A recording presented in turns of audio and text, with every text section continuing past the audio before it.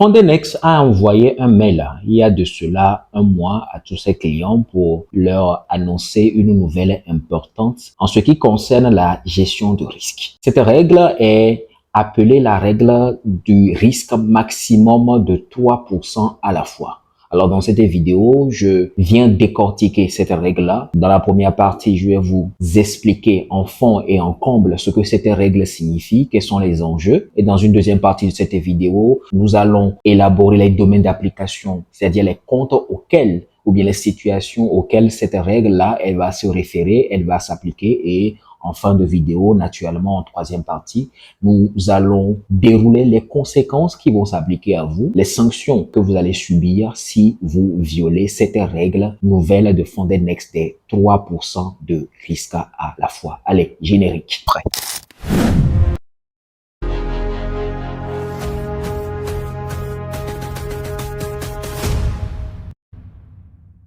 Bonjour chers amis, j'espère que vous allez bien. Philippe Bonatti, ça fait un moment que je n'ai pas fait de vidéos longues, de vidéos d'actualité. Et étant donné que vous savez que je suis un trader de Fondenex, je ne pouvais pas ignorer cette fameuse règle des 3%. Alors pour ceux-là qui sont nouveaux sur ma chaîne, eh bien ici nous parlons de trading, de formation en trading, comment devenir rentable en trading, formation de trading de qualité plus à accompagnement. Alors si vous aimez les vidéos que je fais, n'hésitez pas à les partager autour de vous, à me laisser un pouce bleu et naturellement, pourquoi pas, à vous abonner. Et je rappelle en début de cette vidéo que pour ceux-là qui veulent acquérir, acheter un compte Fondenex, ils ont la possibilité de le faire avec mon code promo qui s'affiche à l'écran, qui, lorsque vous l'utilisez, va vous permettre d'avoir une réduction de 10% sur votre achat de votre compte Fondenex. Alors, revenons dans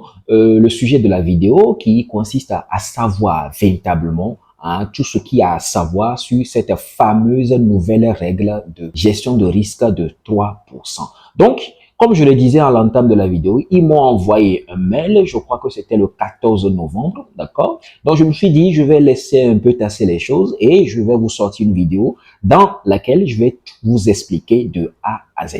Donc, naturellement, pour ceux-là qui ont eu ce mail, pour savoir les tenants et les aboutissants de cette règle, tout ce qui vous reste à faire, c'est de cliquer ici, Read Full FAQ. D'accord? Alors déjà, c'est ici que je vous rappelle l'importance cardinale de toujours lire le FAQ. C'est vrai qu'il est facile de se plaindre pour se dire que ouais, les sociétés de PropFM, c'est de l'arnaque, etc. Les gars, c'est leur argent. C'est leur argent. Et à partir du moment où vous gérez un compte d'une société de PropFM, voyez-vous comme un salarié. Et dans toutes les entreprises, eh bien, il y a toujours un règlement intérieur. Et le règlement intérieur par rapport aux sociétés de PropFM, c'est le FAQ. Nous savons généralement que les gens n'aiment pas lire, surtout les noirs. Excusez-moi du peu.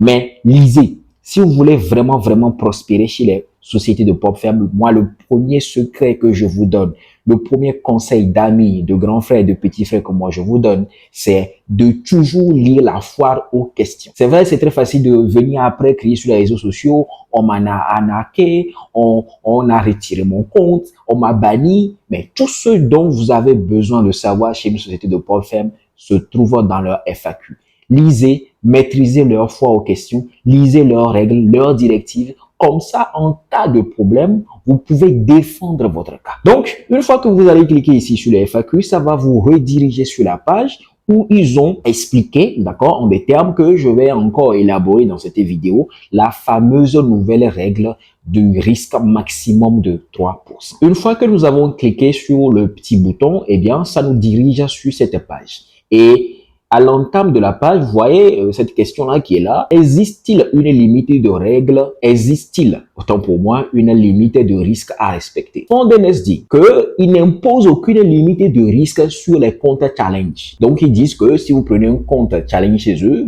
vous êtes libre de le charger, de le doser comme vous voulez. Ça, comprenez très bien que c'est le principe. Donc, ils disent que sur ce type de compte, les traders peuvent trader librement. Si vous voulez risquer 10%, grand bien vous fasse, hein, il n'y a aucune restriction. Mais ça, comme je l'ai dit tout à l'heure, c'est le principe. Il revient dire dans le second paragraphe que, afin d'éviter les pertes excessives et de protéger votre capital, Fondenex dit maintenant qu'il exige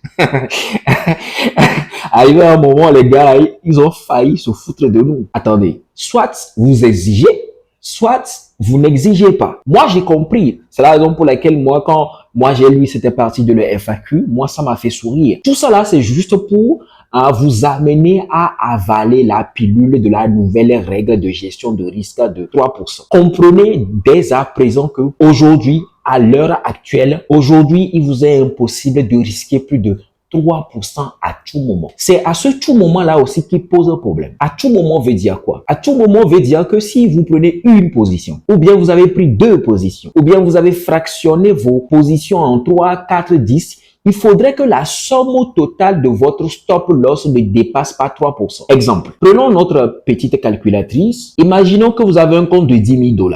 10 000 $, 3%. Si vous voulez faire 3%, je crois que si je dis pas de bêtises, vous allez vous retrouver avec 300 $. Donc, si vous avez un compte de 10 000 $, vous ne devez pas risquer plus de 300 $. Est-ce que vous avez compris? Alors, à tout moment là, veut dire que si vous prenez 2, 3, 4, 5, 6, 10 positions, il faudrait que l'ensemble total, la somme totale des stop loss de toutes ces positions que vous avez prises ne dépasse pas 300 $ d'un compte de 10 000 $. Maintenant, il y a un piège à partir du moment où Fondenex vous dit que le risque maximum est de 3%. Qu'est-ce que je veux dire par là? Nous savons tous que lorsque vous prenez une position, eh bien, lorsque vous clôturez la position, soit en profit ou bien en perte, il vient s'ajouter sur votre profit ou bien votre perte, ce que nous appelons les commissions, les swaps, etc. Est-ce que vous voyez? Donc, ici, cette règle-là concerne l'hypothèse où vous allez beaucoup plus perdre. Est-ce que vous voyez? Autrement dit, vous allez violer la règle lorsque vous allez taper un stop loss qui sera supérieur à 300 $. Autrement dit, une fois que vous êtes entré en position, il faudrait que vous vous assuriez que lorsque vous allez taper stop loss, le stop loss n'excède pas, ne dépasse pas les 300 $ sur un compte de 10 000 $. Donc, si vous avez compris ce que je viens de dire, cela suppose que si on fait la somme de tous les stop loss, de toutes les positions que vous avez prises au même moment, normalement même, on ne doit pas avoir les 300 $. Pourquoi? Parce que lorsque vous allez toucher un stop loss, les swaps et les commissions vont s'ajouter à vos 300 $. Donc, du coup, si la somme totale de votre stop loss fait 300 $ et que vient s'ajouter le swap et que vient s'ajouter les commissions, eh bien, vous conviendrez volontiers que vous allez violer la règle des 3% de gestion de risque. Maintenant, vous allez forcément vous poser la question de savoir, dans ce cas-là, qu'est-ce qu'il faut faire? Ce que moi, je conseille à mes étudiants, et dans cette vidéo, je vous donne ce conseil-là gratuitement, c'est que si on vous dit de ne pas excéder la limite de 3%, n'allez même pas jusque là-bas. Autrement dit, si on doit faire la somme de toutes les positions ou bien la somme de tous les stop loss que vous avez mis sur vos trades, vous ne devez même pas arriver à 300 $. Moi, je conseille même rester à 200 $. 200 $ pour ne pas avoir de problème. De cette façon, lorsque les commissions, lorsque les swaps vont s'ajouter sur votre stop loss, vous n'allez même pas franchir la barre des 3%. Parce que si vous vous dites que non, Fondenex a dit que c'est 3%, et que vous touchez un stop loss, et que le swap, et que les commissions s'ajoutent, et que vous arrivez à, mettons, 301 $, ils vont dire que vous avez violé la règle des 3%. Et ils ont raison. C'est la raison pour laquelle je fais cette vidéo, pour expliquer les choses aux gens. Règle de 3% veut dire que, les gars, si vous êtes malin, comme moi, restez à 2% sur un compte de 10 000 $. Donc, autrement dit, sur un compte de 10 000 $, les gars, n'excédez jamais 200 $ de risque. N'excédez jamais. Parce que lorsque vous allez toucher un stop loss et ça va vous arriver,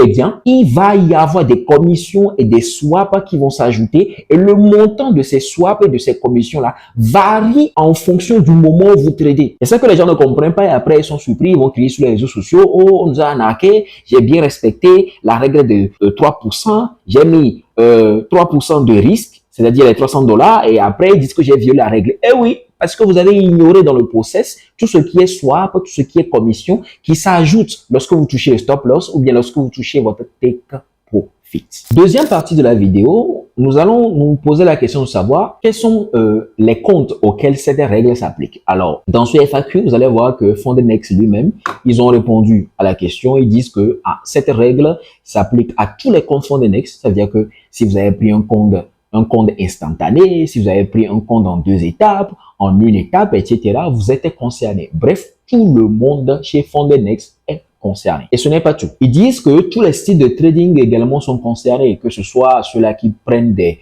robots pour mettre sur leur compte, etc., etc. Donc, veillez, pour ceux-là qui utilisent les robots, à bien paramétrer vos robots de telle sorte que vous ne violez pas cette fameuse règle des 3%. Ils disent également que tous les classes d'actifs sont disponibles, qui sont disponibles sur la plateforme sont concernés. Toutes les entrées liées à la même idée, position de trading. Ça, je l'ai déjà développé parce qu'il y a des gens qui ne rentrent pas en position en même temps avec les 3% ou bien qui ne vont pas rentrer en position en même temps avec les 3%. Ils vont fractionner ou bien lorsque le marché va leur donner raison, ils vont rajouter des positions à la suite. Alors, dans ce cas-là, veillez à ne pas dépasser les 2%. Moi, je dis 2% parce que il va y avoir des swaps, je le répète encore, il va y avoir des swaps et des commissions qui vont s'y ajouter. D'accord? Donc, faites tout pour rester sous la barre des 3%. Maintenant, une fois que nous avons dit ce que vous devez entendre, ce que vous devez comprendre par cette règle des 3%, une fois que nous savons que cette fameuse règle des 3% concerne tout le monde chez Fondenex, maintenant, on va se poser la question dans la dernière partie de cette vidéo de savoir quelles sont les conséquences, quelles sont les sanctions auxquelles vous allez vous exposer si vous franchissez effectivement la barre des 3% de risque chez Fondenex. La sanction de la violation de la règle maximum de 3% fait l'objet de sanctions différentes et graduelles. Alors, dans le premier cas, c'est que vous avez violé la règle une fois. Et si tel est le cas, Fondenex va vous envoyer un mail et va déduire 50% des bénéfices que vous avez réalisés en risquant plus de 3% du capital. Donc, dans l'hypothèse où vous avez fait un bénéfice de $500, il va vous rester uniquement que $250. Ils vont prendre la moitié. Ça, c'est lorsque vous violez la règle la première fois. Dans la deuxième infraction, là, vous tombez dans la phase d'ajustement. Et ici, tout le profit total vous sera retiré. Donc, si vous avez fait $500, ils vont prendre les $500 et vous n'aurez droit à rien. Ensuite, vous serez réduit à risquer uniquement que 1% par étape et à limiter l'utilisation de la marge à 30%. Donc, si vous avez un compte de $10,000, cela suppose que vous ne pourrez dorénavant risquer que $100 par position ou bien sûr l'ensemble total de toutes vos positions. Et là encore, veuillez appliquer le conseil que j'ai dit à l'entame de cette vidéo. Si jamais on vous limite à 1%, limitez-vous uniquement que à $70. Parce que la dernière fois, ça m'est arrivé. J'ai pris un trade sur AUD, d'accord, et je me suis retrouvé avec des swaps plus commission comprise qui équivalait à pratiquement 30-40% de mon stop loss. Ça va vous arriver, surtout lorsque vous êtes en période de news économique à fort taux d'impact. Eh bien là, vous pouvez vous retrouver avec des commissions et des spreads et des swaps qui font jusqu'à 30-40% de votre stop loss. Donc, si jamais vous limitez à 1%, ne dites pas que non, je peux risquer $100. C'est faux. Risquez maximum $70. Comme ça, lorsque les swaps, les commissions et autres vont s'ajouter, vous n'allez toujours pas franchir la barre des 1%, soit $100 sur un capital de $10,000. Ça, c'est ce qui va vous arriver lorsque vous enfreignez la règle des 3% la deuxième fois. La troisième fois, vous allez tomber dans le programme de trader discipliné. Alors forcément, vous allez vous poser la question de savoir c'est quoi le programme de trader discipliné. Mais avant d'aller sur ce programme, avant de détailler ce programme, veuillez noter ici ce que je viens de dire. Ils disent, veuillez noter que les frais de swap et de commission sont exclus du calcul lors de l'évaluation de risque. Lisez toujours les petits trucs là qui sont écrits soit en italique ou bien en petits caractères dans ces genres de contrats. Ils comportent toujours des secrets qui vous échappent la plupart du temps. Donc, une fois que vous cliquez sur le programme de TDA discipliné, ils vont vous orienter sur cette page-là. Donc, c'est un programme dans lequel toutes vos transactions sont effectivement limitées. Vous n'allez risquer que 1% de votre capital. Vous serez obligé de mettre des stop-loss obligatoirement. Pour ceux-là qui aiment jouer dangereux, c'est fini pour vous. Et ici, vous n'allez utiliser que 30% de votre marge. La marge, c'est la somme totale d'argent dont vous avez besoin pour pouvoir prendre une position. Donc, si vous vous retrouvez avec un capital de $10,000, conviendrez volontiers que avant de prendre vos positions, il faudrait vous assurer que l'ensemble de toutes les positions que vous avez prises au même moment ne dépasse pas les $3,000 sur votre capital de $10,000. Dans ce programme également, vous allez noter que le trading des annonces économiques est totalement interdit. Votre effet de levier reste quand même inchangé, d'accord, mais c'est très difficile pour vous de trader dans ces genres d'environnement, dans ce genre de contexte. C'est la raison pour laquelle je dis toujours à mes étudiants, essayez de respecter les règles telles que je vous les apprends. Maintenant, l'autre sanction, c'est que les participants à ce programme, une fois qu'ils ont un compte réel, ne peuvent pas dépasser 50 000 $. C'est ce qu'ils disent ici. Le montant maximal qu'ils pourront recevoir sur le compte FondNext sera de 50 000 $.